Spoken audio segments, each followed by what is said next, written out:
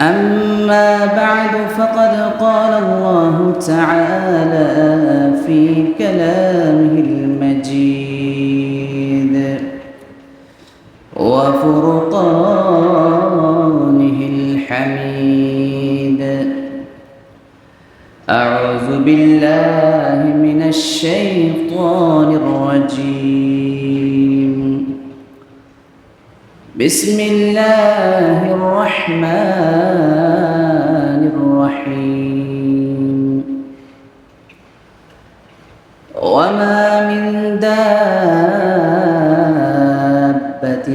في الأرض إلا على الله رزقها ويعلم مستقرها ومستودعها كل في كتاب مبين. وقال تعالى في آية أخرى: ومن يتق الله يجعل له مخرجا ويرزقه من حيث لا يحتسب. وقال رسول الله صلى الله عليه وسلم: لو أنكم تتوكلون على الله حق توكله لرزقكم كما يرزق الطير تغدو خماصا وتروح بطانا. رواه الترمذي. صدق الله العظيم وصدق رسوله النبي الكريم. الحمد لله। মহান আল্লাহ পাকের দরবারে লাখো কোটি শুকরিয়া যে আল্লাহ পাক রব্বুল আলামিন আমাদেরকে দয়া করে আল্লাহর পবিত্র ঘর মসজিদে পবিত্র সালাতুল জুমা আদায় করার জন্য আসার তৌফিক দান করেছেন। এই জন্য আল্লাহ পাকের দরবারে দিল থেকে শুকরিয়া আদায় করে বলি আলহামদুলিল্লাহ।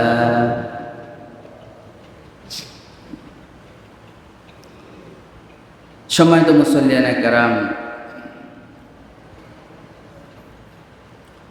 আমি যে আয়াত এবং হাদিস শরীফ পাঠ করেছি,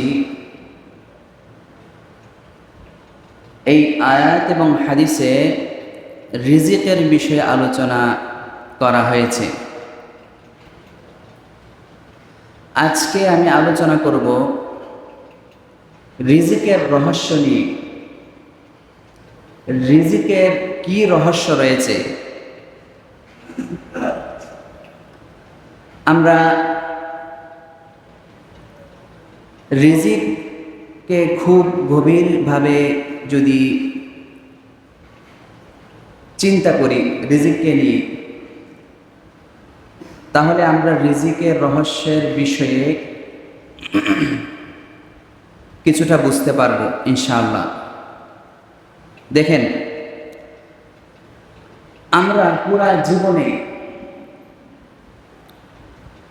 কত টাকা আমরা আয় করব, কত টাকা কামাবো, তা কিন্তু আল্লাহর কাছে লিখিত আছে, লিখিত রয়েছে। আমি দুনিয়াতে কি খাবো, কখন খাবো, কোথায় খাবো, কতটুকু খাবো, তাও কিন্তু লেখা রয়েছে। আমি এই দুনিয়াতে কি পরিধান করব, তাও কি লেখা রয়েছে। আমি কোথায় জীবিকা অর্জন করব, তাও কিন্তু লেখা রয়েছে। এই দুনিয়াতে আমার জীবন সঙ্গী কে হবে, আমার সন্তান কতজন হবে, বা কোনো সন্তানই থাকবে না, তাও কিন্তু লেখা রয়েছে। আমি কোথায়, কখন, কোন সময়, কি অবস্থায় মারা যাব, তাও কিন্তু লেখা রয়েছে। এবং আরও আশ্চর্যের বিষয় যে আমি এই দুনিয়াতে কতগুলো দানা বা ভাত খাবো তাও কিন্তু লেখা রয়েছে। একটি দানা কমও হবে না, একটি দানা বেশিও হবে না। দেখেন, সব কিছু কিন্তু কি আল্লাহর কাছে লেখা আছে, সব তকদিরই বিষয়। আমি রিজিক নিয়ে সংক্ষিপ্তভাবে আজকে কিছু আলোচনা করব। রিজিকের স্তর নিয়ে। রিজিকের 4টি স্তর রয়েছে। বলেন কয়টি স্তর? 4টি। রিজিকের সর্বনিম্ন স্তর এবং রিজিকের সর্বোচ্চ স্তর 2 নম্বর। 3 নম্বর রিজিকের সর্বোত্তম স্তর এবং রিজিকের পরিপূর্ণ স্তর। এই 4টি স্তর নিয়ে আলোচনা করব ইনশাআল্লাহ। প্রথমে আসেন, রিজিকের সর্বনিম্ন স্তর কি? রিজিকের সর্বনিম্ন স্তর হলো টাকা পয়সা, অর্থ সম্পদ। 1 নম্বর। 2 নম্বর রিজিকের সর্বোচ্চ স্তর। রিজিকের সর্বোচ্চ স্তর হলো শারীরিক ও মানসিক সুস্থতা। 2 নম্বর। 3 নম্বর রিজিকের সর্বোত্তম স্তর হলো নেককার স্ত্রী এবং নেককার সন্তান। আর রিজিকের পরিপূর্ণ স্তর হলো মহান আল্লাহ পাকের সন্তুষ্টি। আমি এই 4টা স্তর ধারাবাহিকভাবে একের পর এক আলোচনা করার চেষ্টা করব। তাহলে প্রথমে কি বলেছিলাম, মনে আছে তো? বলেন, প্রথমে কি বলেছিলাম? রিজিকের সর্বনিম্ন স্তর। রিজিকের সর্বনিম্ন স্তর কি বলেছিলাম? টাকা পয়সা, অর্থ সম্পদ। আসলে এই রিজিকের সর্বনিম্ন স্তরকে আমরা আসল রিজিক মনে করে থাকি, ঠিক কিনা বলেন? আসল রিজিক আমরা এটাই মনে করি, অথচ এটা রিজিকের সর্বনিম্ন স্তর। এই টাকা পয়সা কামানোর জন্য আমরা নিজেকে শেষ করে দিই, বিলীন করে দিই। আপনার টাকা পয়সা কামাতে গিয়ে ভালো টাকা পয়সা যদি কামাতে পারি, তাহলে নিজেকে সমাজের প্রতিষ্ঠিত ব্যক্তি মনে করি। ধরেন, আমার 2 জন সন্তান আছে। 2 জন সন্তানের মধ্যে আমার এক সন্তান ভালো টাকা পয়সা কামায়। সে সন্তানকে আমি একটু আলাদাভাবে আদর করি, ঠিক কিনা বলেন? অনেকে করে না? ভিন্ন নজরে তাকে দেখে, তার আদরটা একদম আলাদাই থাকে অন্যদের তুলনায়। কারণ তার টাকা পয়সা একটু বেশি, সে বাবা মাকে অন্যদের তুলনায় ভালো দেখতে পারে। এই বৈষম্য আমরা করে থাকি, আসলে এগুলো ঠিক না। ধরেন, সন্তানদের মধ্যে কারো টাকা পয়সা বেশি হবে, কারো কম হবে।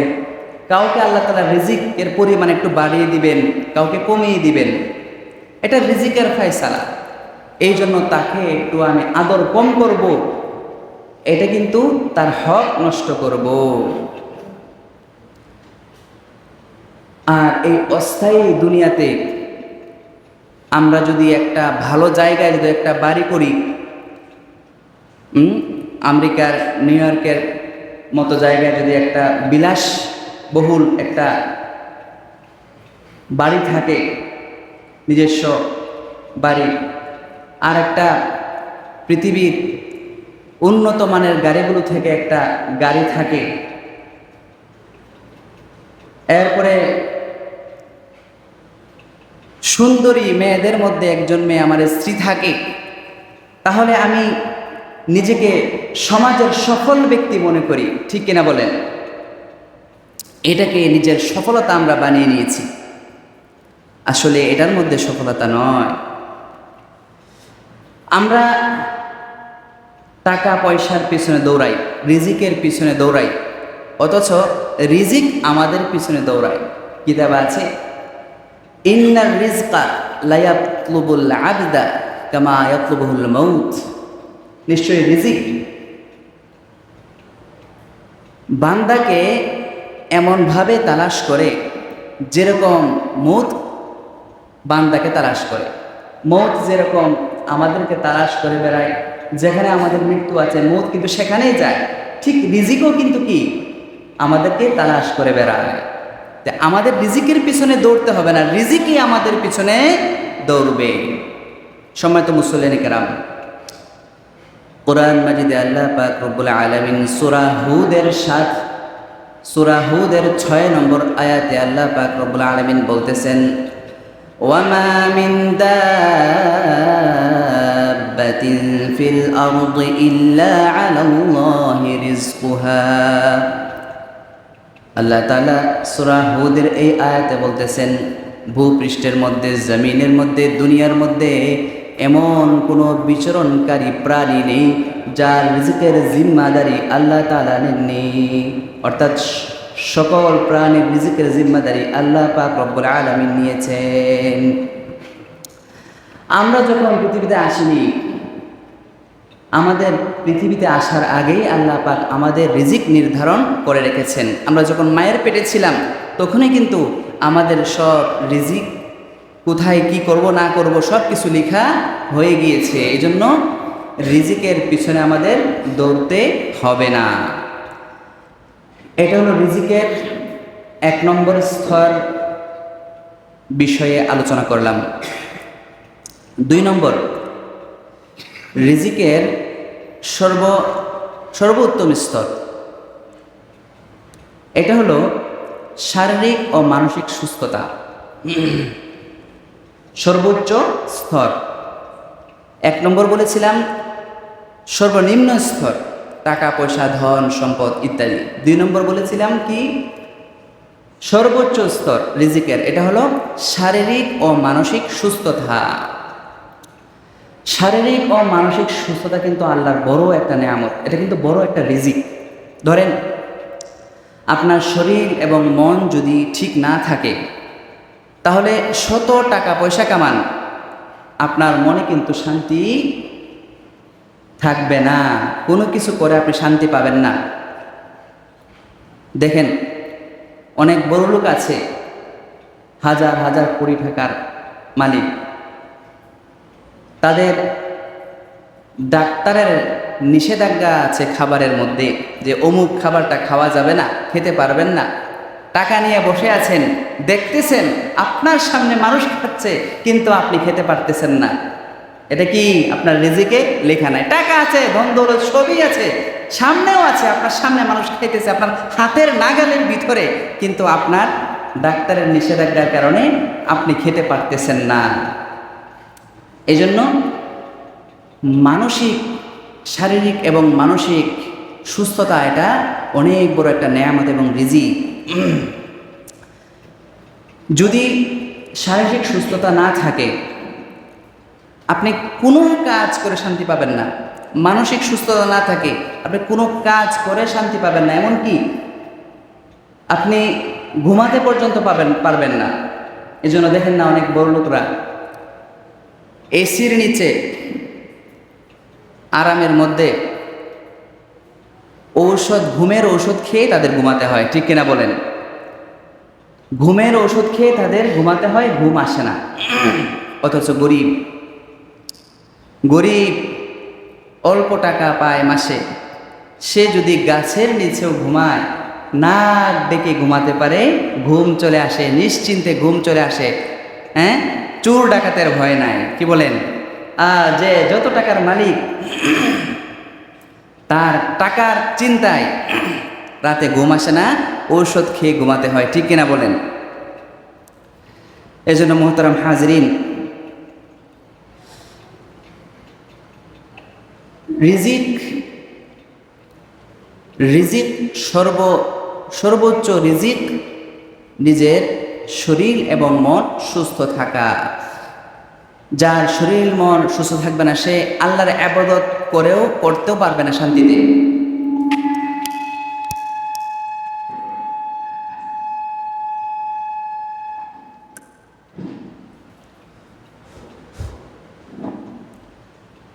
মুহতারাম হাজিরিন, যেটা বলতেছিলাম, আপনার শরীর মন যদি সুস্থ না থাকে, সাউন্ডটা কমাই তো,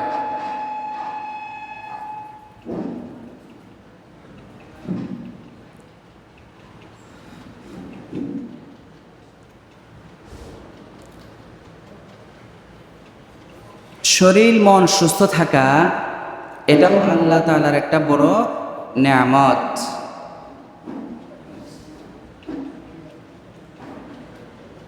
মুহতারাম হাজিরিন, এই জন্য আল্লাহ তাআলার কাছে সবসময় সুস্থ শরীরের জন্য দোয়া করা, নিজের শরীর যেন সুস্থ থাকে, মন যেন সুস্থ থাকে, আল্লাহ পাক রব্বুল আলামিনের কাছে সবসময় চাওয়া। মুহতারাম হাজিরিন, এই জন্য দোয়া আছে কিতাবে,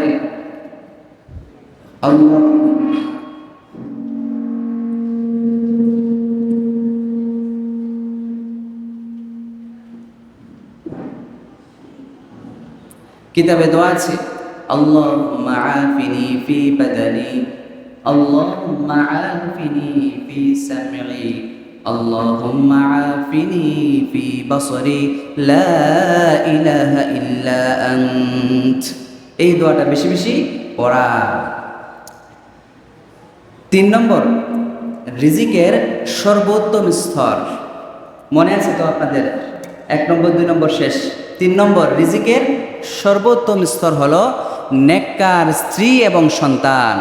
নেককার স্ত্রী এবং সন্তান রিজিকের সর্বোত্তম স্তর।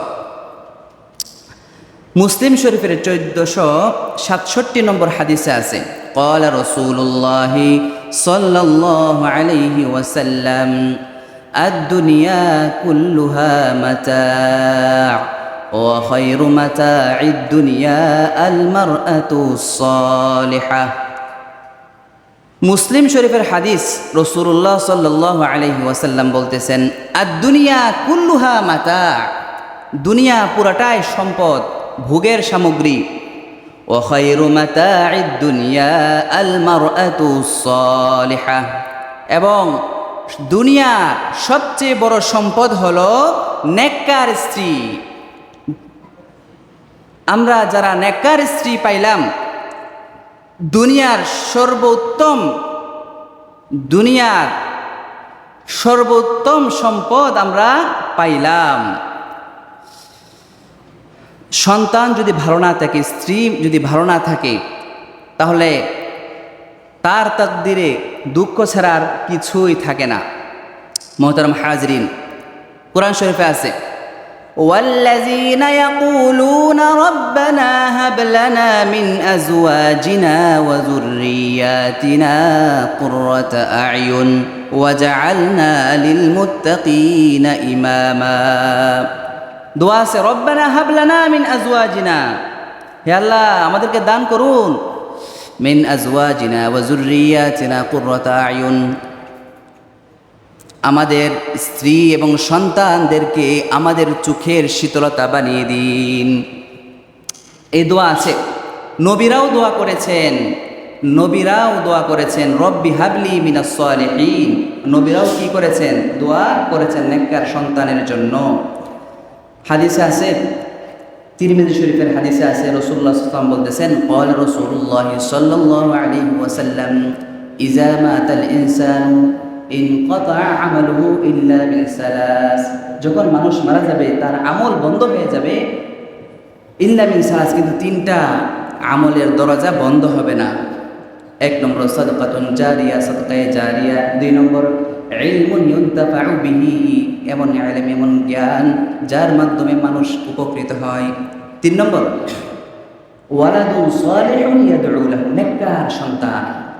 দুনিয়ার সর্বোত্তম রিজিক নেককার সন্তান। নেককার সন্তান থাকলে আপনি যখন দুনিয়াতে থাকবেন, দুনিয়ার থাকা অবস্থাও আপনি শান্তি পাবেন, মরেও শান্তি পাবেন। আপনার জন্য দোয়া করবে। আর যদি নেককার সন্তান না হয়, স্ত্রী যদি নেককার না হয়, ভালো না হয়, সন্তান যদি ভালো না হয়, সারাদিন অফিস করলেন, অফিস করে যখন শ্রান্ত হয়ে বাসায় ফিরবেন, বাসায় ফেরার পরে স্ত্রী সন্তান যদি কথা না শুনে, তাহলে কেমন লাগবে এটা আপনি নিজে বুঝুন, চিন্তা করুন। 4 নম্বর, রিজিকের পরিপূর্ণ স্তর হলো আল্লাহর সন্তুষ্টি। 4 নম্বর কি বলছি? রিজিকের পরিপূর্ণ স্তর হলো আল্লাহ তাআলার সন্তুষ্টি। কিতাবে আছে মান লাহুল মাওলা ফালাহুল কুল। মাওলা যার হয়ে গেল সবকিছুই তার হয়ে গেল। যার প্রতি মাওলা রাজি হয়ে গেলেন সবকিছু তার হয়ে গেল। আল্লাহর সন্তুষ্টি হলো আসল সন্তুষ্টি, আসল ব্যাপার। আল্লাহ যদি আমার উপর অসন্তুষ্ট থাকেন, দুনিয়াতে আমি সব কিছুই করলাম কিন্তু মাওলাকে সন্তুষ্ট করতে পারিনি, আমি কিছুই করতে পারিনি, আমি ব্যর্থ, আমি হতভাগা। সূরা ফজরের 27 নম্বর আয়াতে আছে ইয়া আইয়াতুহান নাফসুল মুতমাইন্নাহ ইরজিই ইলা রাব্বিকি রাদিয়াতান মারদিয়াহ ফাদখুলি ফি ইবাদি ওয়াদখুলি জান্নাতি। নেককার যাদের প্রতি আল্লাহ তাআলা সন্তুষ্ট, এরকম নেককারদেরকে বলা হবে মৃত্যুর সময় ইয়া আইয়াতুহান নাফসুল মুতমাইন্নাহ, হে আল্লাহ তাআলার ইবাদতে প্রশান্ত লাভকারী আত্মা,